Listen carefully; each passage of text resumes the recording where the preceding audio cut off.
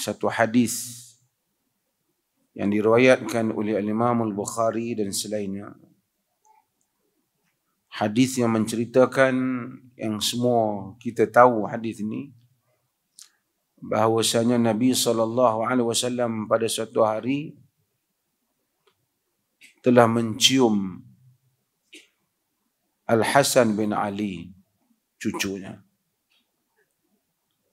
Wa indahu Al-Aqra' bin Habis At-Tamimi jalisan. Di sisi Nabi ada Al-Aqra' bin Habis At-Tamimi. Al-Aqra' bin Habis At-Tamimi satu orang yang ghalaba alaihi tabi'at al-badu. Dia lebih kepada macam badui lah. Dia melihat Nabi SAW mencium cucunya Al-Hasan. Kata Al-Aqra', inna li 10 min al-walad ma qabbaltu minhum ahada. Aku ada 10 orang anak, tapi aku tak pernah cium seorang pun di kalangan anak-anak aku itu. Fanazara ilaihi Rasulullah sallallahu alaihi wasallam. Rasulullah melihat kepada Al-Aqra' dan waqal, dan Nabi menyatakan, man la yarham la yurham. Sesiapa yang tak kasihan, tak ada kasih pada orang lain, dia tidak dikasihi. Perkataan Nabi ini sebenarnya ringkas, walaupun ringkas. Perkataan Nabi ini walaupun ringkas, tetapi mempunyai makna yang besar. Ia mempunyai makna bahawasanya orang yang tidak ada di dalam dirinya simpati dan kasih kepada orang lain, dia tidak dikasihi dan ada simpati untuknya. Al-Aqra' hanya menyatakan beliau tidak mencium anaknya. Bukan memukul, tak mencium. Nabi kata orang yang tak ada kasih, dia tidak dikasihi. Kita kadang-kala duka cita, termasuk dalam negeri kita ini, jika melihat kalau ada ibu bapa yang menzahirkan atau melakukan satu perbuatan yang sangat bertentangan dengan nilai kasih sayang seorang ibu ataupun seorang bapa kepada anaknya. Bagaimana mungkin tempat yang menjadi kasih sayang? Kita ini lahir daripada rahim ibu. Itu dinamakan rahim. Rahmah. Sebab tu saya selalu ulang, silatul rahim, hubungan rahim. Hubungan rahim itu hubungan yang ada kekeluargaan. Mari daripada rahim yang sama. Itu rahim. Kita tak pergi jumpa kawan kita yang tak ada hubungan adik-beradik dengan kita. Kita kata, aku datang nak bersilaturahim dengan kau. Tak betul ayat itu. Kena silah hubungan rahim, hubungan rahim. Hubungan kekeluargaan. Yang itu hubungan persahabatan, hubungan ukhuwah Islamiyah, betul. Tapi silatul rahim membabitkan rahim. Ibu adalah tempat rahim. Daripada rahim ibu kita dilahirkan. Maka ibu adalah tempat yang paling utama manusia apabila menggambarkan kasih sayang yang tidak ada tolak banding.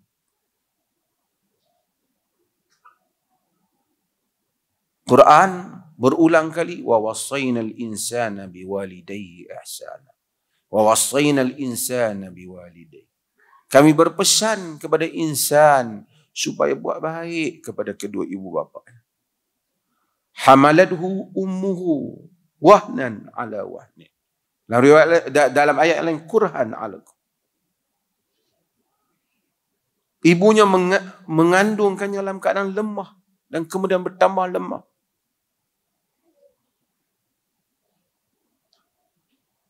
Hamalathu ummuhu kurha, yang dalam keadaan susah. Kalau ada ibu yang memperlakukan anaknya tidak seperti seorang ibu, terbabas ia daripada fitrah yang telah Allah jadikan kepadanya. Dunia telah rosak. Saya selalu ulangi berpuluh kali, ratus kali barangkali. Allah apabila mengajar doa kepada ibu bapa, anak kepada ibu bapa, dididik ibu bapa di dalam doa. Wa qur rabbirhamhuma kama rabbayani saghira. Dan katakanlah, wahai Tuhanku, kasihanilah mereka berdua. Rabbi irhamhuma, rahim. Daripada rahim, kasihanilah mereka berdua. Kama rabbayani saghira, seperti mana mereka telah mendidik, membesarkan aku, menjaga, membela aku semasa aku kecil. Artinya, seperti mana mereka itu begitu kesian dan sayang kepadaku, demikian engkau kasihanilah dan sayang kepada mereka. Kalau ibu dan bapa memperlakukan anak-anaknya dengan tidak kasih sayang, bagaimanakah apabila doa itu diterjemahkan untuknya?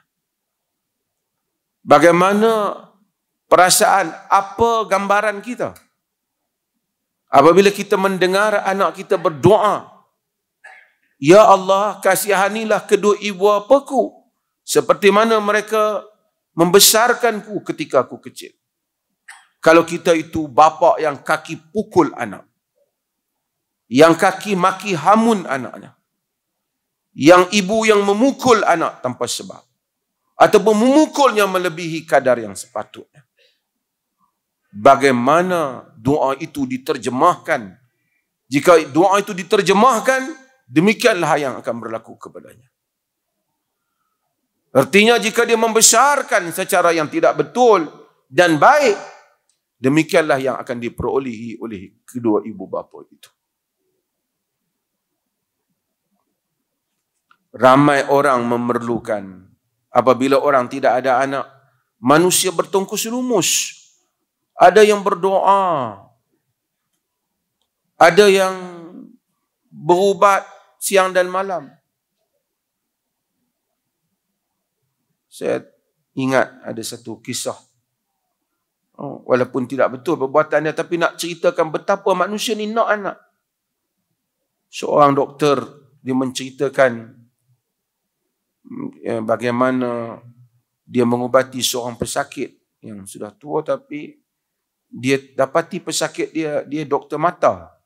Dia dapati pesakit dia ni rupanya sebelah mata dah tak nampak.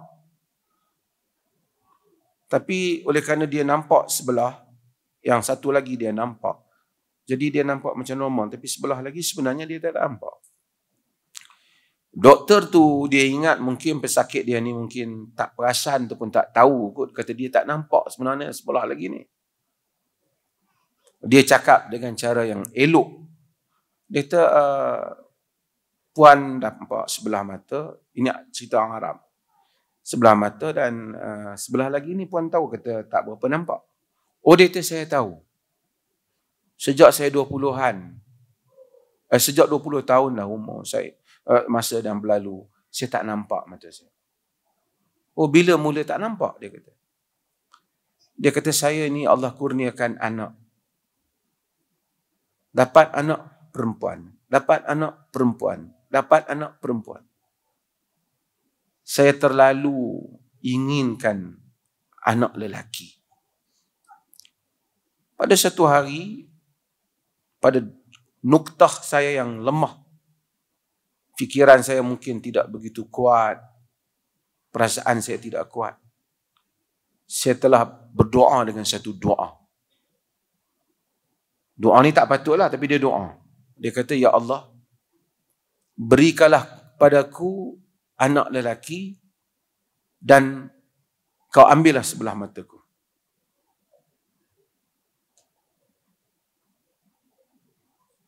Kita tak boleh doa begini. Kerana Allah Maha memberi, dia tak perlu itu semua. Ada orang doa supaya Allah berikan hukuman dia di dalam kehidupan dia. Nabi kata, la taf'al, innaka la tuti'. Jangan buat, innaka la tutiq. Jangan buat, kamu tak mampu. Jangan buat begitu. Qul rabbana atina fid dunya hasanah wa fil akhirati hasanah wa qina adzabannar. Allah ajar suruh kita minta yang baik-baik kat dia. Tapi barangkali dia ni tersilap ataupun dia dah, kita tak tahu apa sebenarnya yang dia sebut dengan Allah. Allah Maha mengetahui hamba-hambanya. Dia akhirnya dia dapat anak lelaki. Padahal dia tak memerlukan itu, dia doa saja. Dia seolah-olah buat pertukaran dengan Tuhan.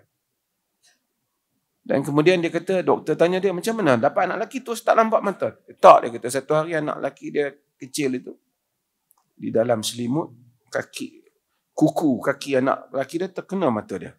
Sejak tu tak nampak. Sikit dia kata, tak nampak. Itu je kejadiannya. Tapi tak betul lah doa tu. Tapi maksudnya betapa manusia ni kadang-kadang nak sangat anak. Bila kita dapat anak, rahmat Allah. Sebahagian 2, 3, 4, 5. Allah jadikan doa anak-anak ni. Wabab tempat dalam Quran, Allah ajar doa untuk zuriat keturunan. Bila kita dapat anak, kita sia-siakan ataupun kita pukul dengan cara yang tidak wajar.